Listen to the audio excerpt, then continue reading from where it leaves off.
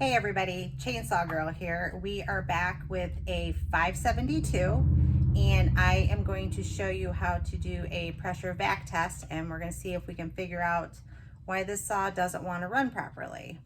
It is an auto tune, so our numbers are starting to drop a little bit on our low side, so it kind of leads me to believe we have an air leak somewhere. Tested it once, couldn't find it, sent it back out, run it a little longer, see if maybe it showed up. So we are pulling her all apart again. Done a little bit already. I've already pulled the flywheel or the starter and the clutch cover, dumped the fuel, depressurized the carburetor, so hopefully I don't get fuel sprayed in my face. So we are going to go ahead and start pulling this apart. I did blow the saw off beforehand to minimize any amount of debris we have hanging around, so we don't have anything dumping into the cylinder or getting in our way. So carb is held on with a couple T20 Torx screws, so we are going to pull those out, and then we are going to have to unhook our fuel lines, our throttle cable, our auto tune module, and get this pulled off. And while we have it off, we're going to take a peek inside the cylinder here. Can't see too much from this side, but hopefully we'll be able to see a little bit if we have any scoring or anything going on. This saw isn't very old. I want to say it's only about six months it's been out in the field. This particular customer has 5 or 6 chainsaws, so they kind of rotate around. If I was thinking, I would have grabbed the exact hours off of this, but we'll have to put it back on the computer at the end here so I can get you exact numbers for anybody who might be curious how long this saw's been running.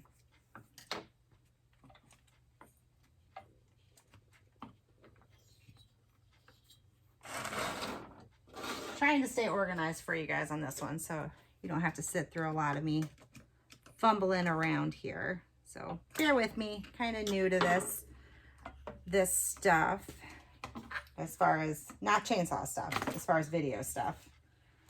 So we have our carburetor out. We're going to set this off to the side. We've pulled our auto tune module from the carburetor. And we're going to pull our metal ring here out of our air intake. Or, I'm sorry, our boot, not our air intake. Sorry, it's been a long day. It's almost 5 o'clock, guys. I've been working here since 9.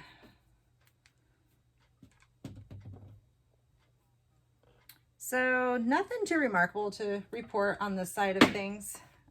Be kind of hard to show you in the camera. If there's something pretty remarkable, I'd let you know. So got some plates here that we're gonna use to plug off our boot with.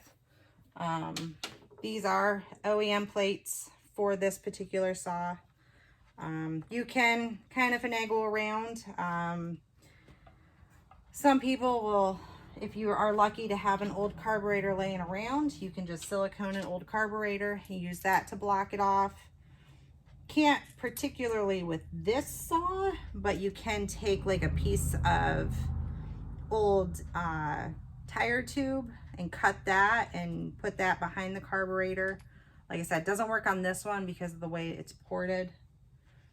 You got kind of some that are offset back in, so it's not going to seal. I do have some funky little pieces that come with my pressure vac gun that you can use, and I can show you those here in a minute once we pulled that out. So we have our plug here that goes in the spark plug hole, and that is going to be where we connect our pressure gun to. All right, I'm gonna flip it around here, and we're gonna pull the muffler off here real quick. Looks like either he had a little mud in his truck, or this may have gotten laid down in the mud. The customer did mention that it did get pinched at one point. So we'll see if maybe that is part of our problem here. Husky means business when they set the torque for those muffler bolts.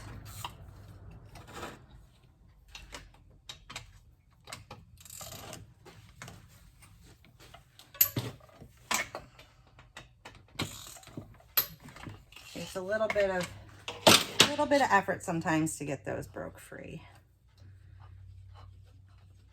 So we're gonna pressure vac test this. I'm hoping I'm not having to pull the clutch and flywheel, but if we do, we're gonna show that as well.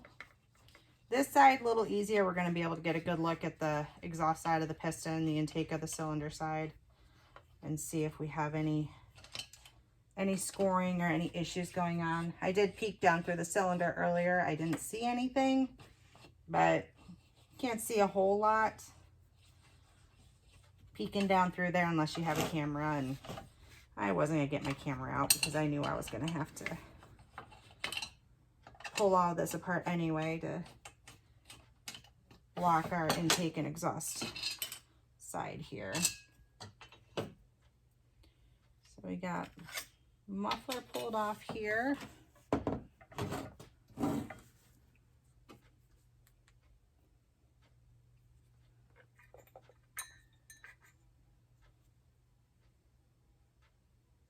So nothing too spectacular to report on this side either. So we're gonna block off this side. And again, another OEM plate. This one actually has a rubber piece on it to go up against your cylinder.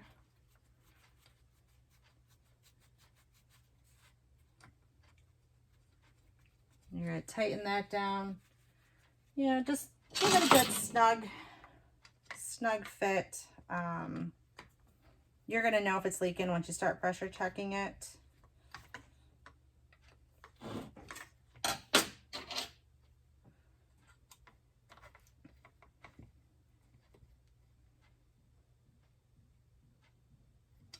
All right, so we have both sides plugged off. This has already had the deco valve removed, so that is taken out of the equation.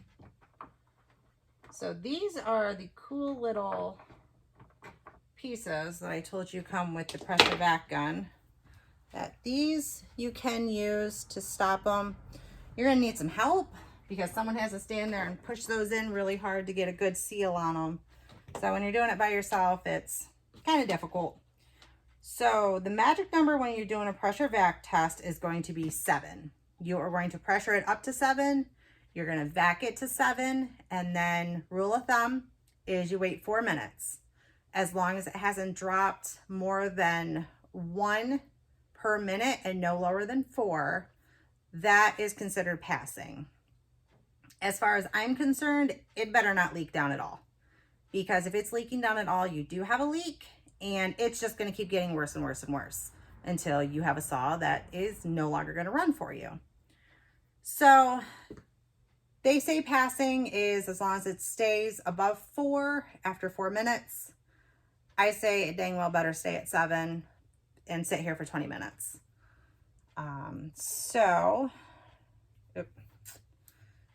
Always check your gun first and make sure it's holding pressure, because if your gun's leaking, then your saw's going to have a leak.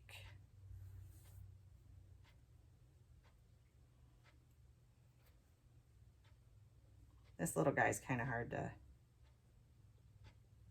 check here. See, I have it pinched off there, and it is holding at about 7. So we're going to say gun's good. So we are going to hook it up here, and we are going to pressure it up to 7.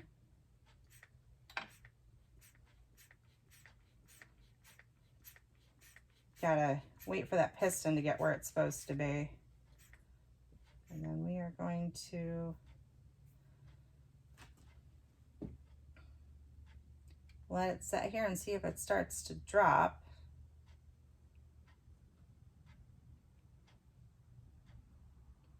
I'll be quite honest, this saw has me a little bit puzzled because it's showing that there's should be an air leak somewhere and it's not running right. He took it back out, it ran. I want to say he set a couple trees and then it did not want to restart for him. So this one is probably going to be more of a deep dive into it as far as pulling our clutch and our flywheel and seeing if maybe we got a seal that's leaking, but we got some sawdust packed around it, got some dirt packed around it that's hiding our leak. Because as of right now, it is holding steady at 7. So I am going to skip the 4 minutes. We are going to do a quick vac test. And side note, you should always do the pressure test before you do your vac test. Reason being, if you do the vac test first, you do run the risk of pulling any sort of debris that might be around the leak in when you're sucking all the pressure out. So then you go to pressure it and your hole is sealed by any dirt that was in there. So you should always do the pressure first because that's going to blow anything away from the hole. And then you can go ahead and do the vac test.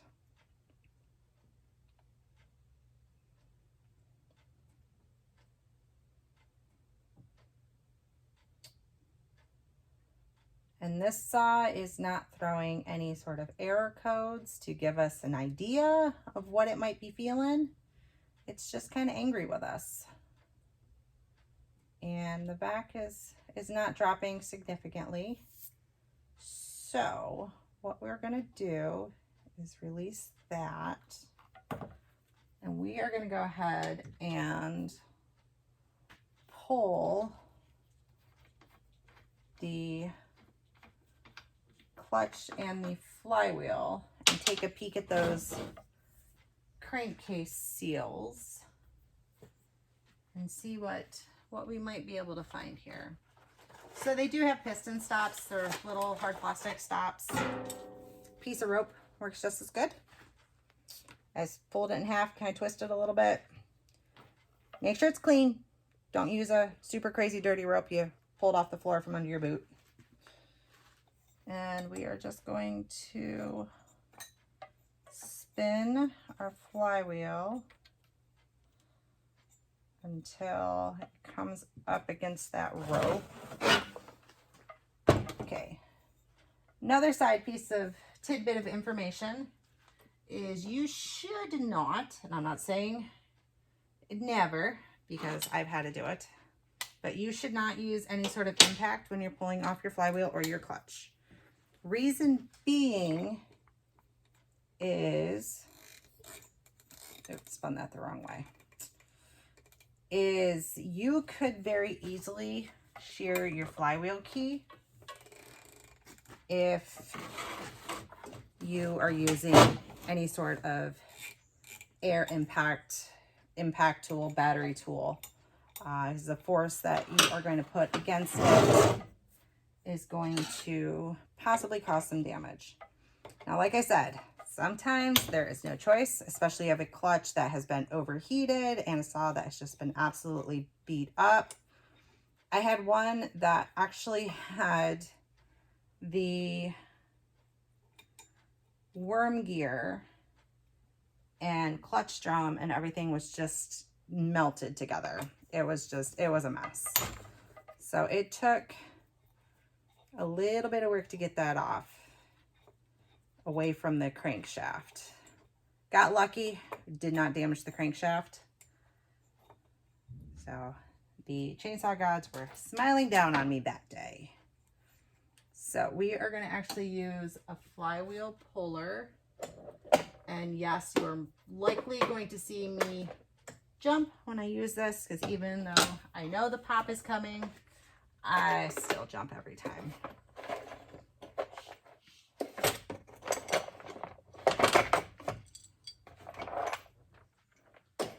So the way this works is you're going to set it down here. I've pulled the starter poles off and all the goodies that go with it. And we are going to start each of these screws. And if you go by the manual, you should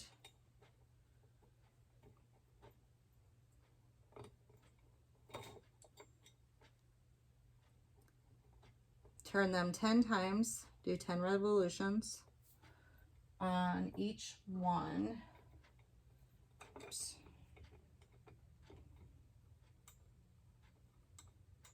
And then you can start tightening it down onto the crank.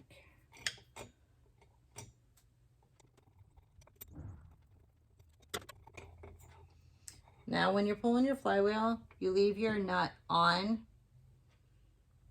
your shaft, so you are not messing up the end of your shaft. So you just bring it up so it's just past the shaft, and then we are going to tighten this down.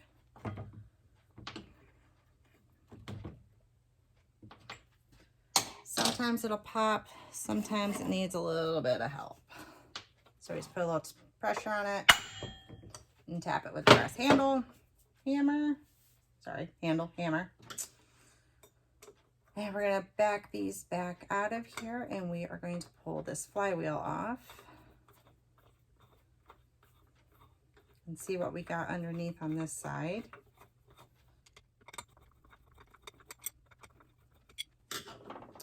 This is our flywheel puller. So you got your screws here. You just choose the ones that match your flywheel threads, and then you tighten this bigger piece down just so it's against the nut, and then this is the piece you're going to turn to pop the flywheel off.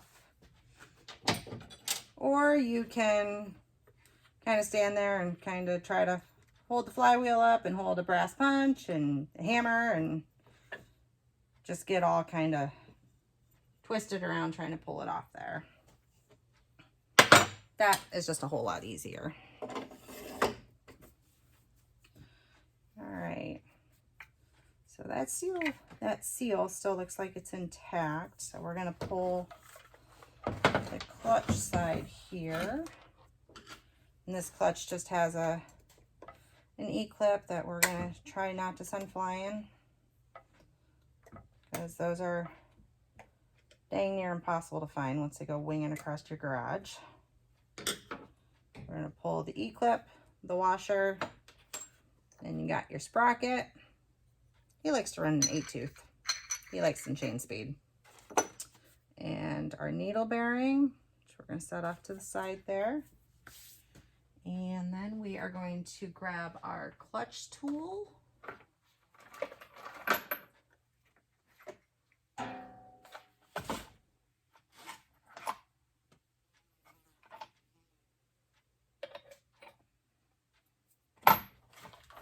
Another OEM.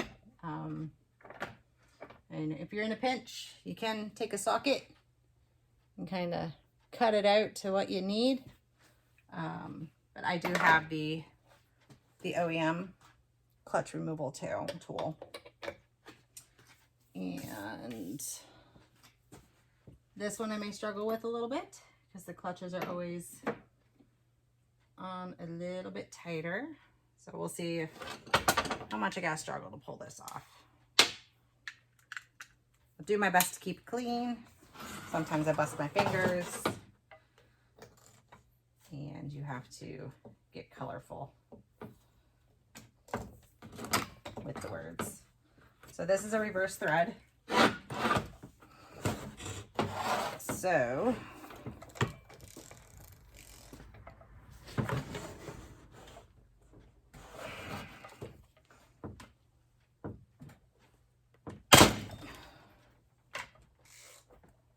she just popped up around that rope.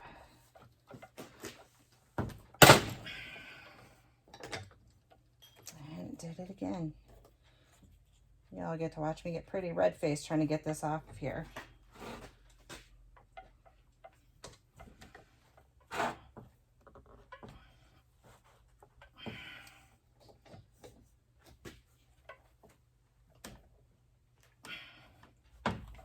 Let's see if we get a longer handled one, get a little more leverage.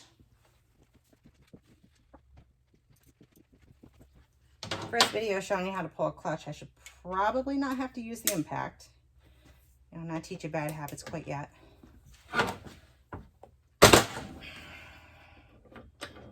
Okay, she broke free.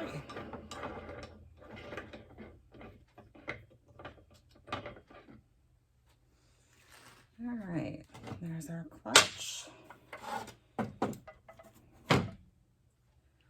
And we are going to pull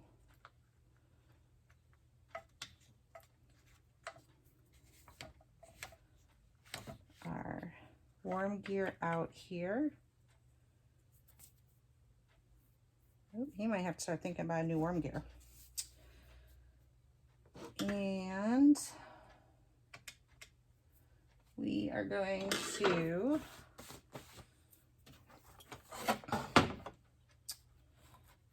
throw the spark plug back in this real quick, because I am going to clean out this side real quick before we pull that oil pump off of there, so we can see what we're doing. But I don't want to leave the spark plug out because it's pretty nasty, and with my luck something's going to try to sneak in there. And bar tool, last place you look.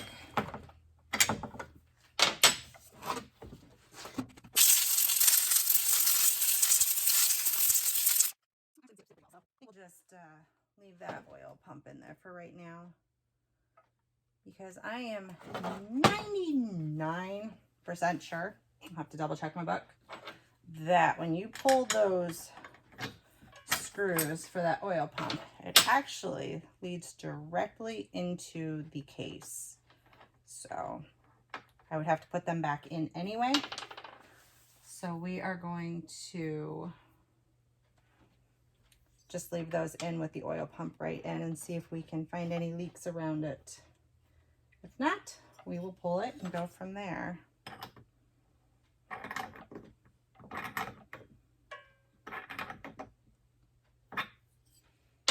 All right, let's hook it back up and see what we can find here.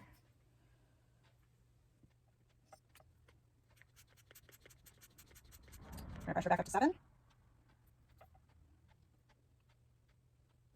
And after doing all this testing, it is honestly quite possible we could just have a bad carburetor.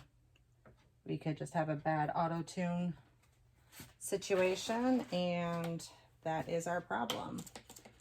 So you need some soapy water, just a little bit of Dawn dish soap and water just to make it sudsy. We're just going to kind of spray around here and see if we can scare up any leaks. Should have laid the towel down first. I always forget, make a mess. Then I get the towel out. Usually the first place to check is your deco valve, but like I said, we've already plugged that. So we're going to check our intake. We are going to check our seals. We're going to even check our stops that we have installed.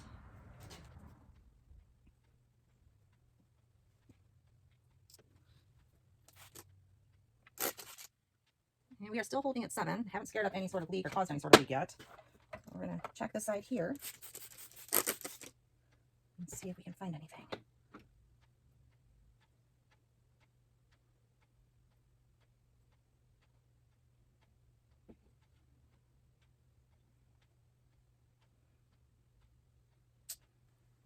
we are coming up empty. Well, this is kind of frustrating. So at this point, I am going to go back to my carburetor, do a little more looking at the numbers on that, and I will be back shortly to let you all know what I possibly figured out with this troublesome saw. So, one more place we're gonna check. Like I said, I'm not finding a leak because my numbers are staying, but we're gonna check that transfer port real quick because I've seen that happen. But again, our numbers should be dropping if that was the case. And they're not. So everything is holding within the crankcase and cylinder like it is supposed to. So like I said, it's quite possible we have an auto tune issue. So I'm gonna go plug the carburetor back in and see if I can come up with any other explanation. And I will be back with you guys shortly. See you in a bit.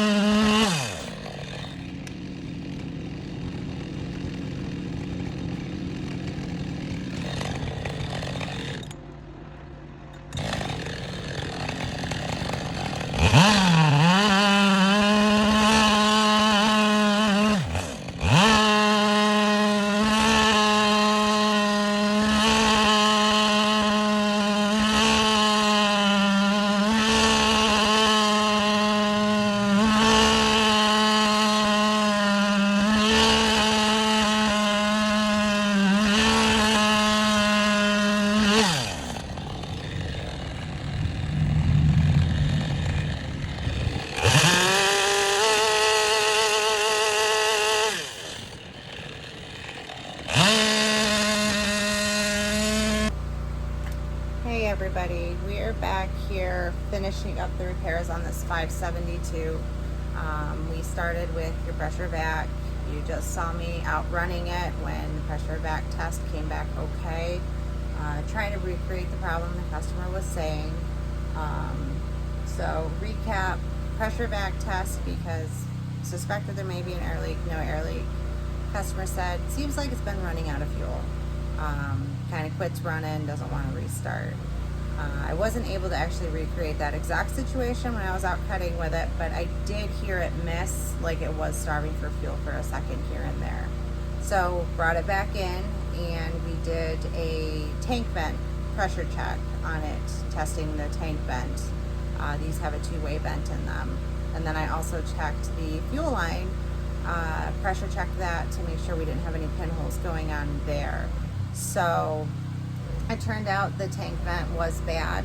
I'm going to show you what the bad one is, what the good one is, and try to show you on the saw where it is at, so you can kind of, you run into this problem at home, you know what to look for.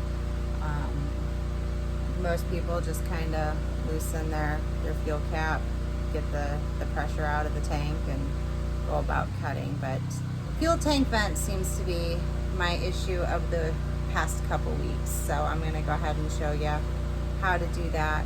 We're going to use the same pressure vac gun that we use for a pressure vac test on the saw for the cylinder and the case.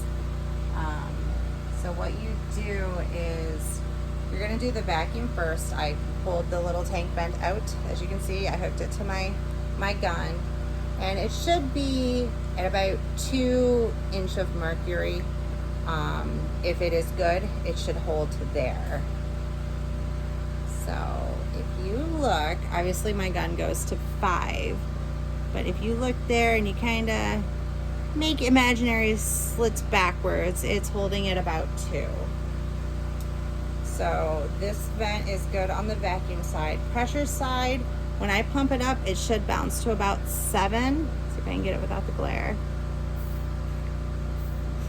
Or I should say a max of 7 PSI. KPA, excuse me. So this is about where it's bouncing at, is about to the 7 KPA. So this is a good tank vent. I will show you what the tank vent that I pulled out of it was doing so you can see the difference. And it was the vacuum side where it had failed. So let's see if I can show you here. We got the old one hooked up here, and let's see, take the glare off of that here, and we're gonna try it. And it is bouncing right back up to start. So we're taking the vacuum out and it's not holding, it's going right back to 0. So this is a bad tank vent.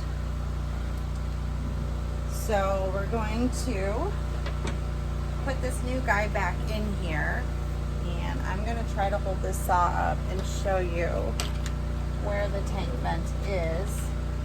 Kind of hard to see, but you are looking down in here. See, we got some lines down in there. There's going to be a hole down in there. You can kind of see it. We are going to slide this tank vent back down in, and it pops down in and it seats. Can't really go wrong with how you put it in, and I totally just laid these down. I don't remember which is which because I took them both off the gun, so I got to recheck them real quick. All right, here's our good one. So made a little extra work for myself, but that's okay. That's how we learn, right? So like I said, just slides down in there. We are going to reattach our line here. And like I said, I did check the fuel line as well. What I did is I just pulled it from the carb, and I pulled the fuel filter off. I plugged one side, plugged the other side into my gun, pressured it up, and it held the pressure. One thing to remember, if you're testing your tank vent and you leave it in the saw, which is how you should be testing it, which is how I initially tested it. You are going to leave your gas cap off, so the tank is open. So obviously I pulled them out, so it's a little easier for me to show you what we were looking at. So I don't have a helper right now to follow me around with the camera. So definitely stole my daughter's little selfie setup here. Haven't given it back yet. I'm waiting for a rental bill for my daughter. She rides horses. Horses are expensive, and she has a lot of tack to buy. So let's hope she doesn't see this video and doesn't come up with that idea herself. That'll cost me a small fortune. So what we did is, once I got the tank vent and everything all replaced, I put it back on the computer to get my auto tune settings. Everything is good now that it has been kind of running after I reset the auto tune. So we are going to actually send this back out with the customer, let him cut some trees with it because I'm running out of trees to cut, as you can see from my video. So I will keep you updated if this guy comes back to visit me. Stay tuned for my next video. I'll see y'all later.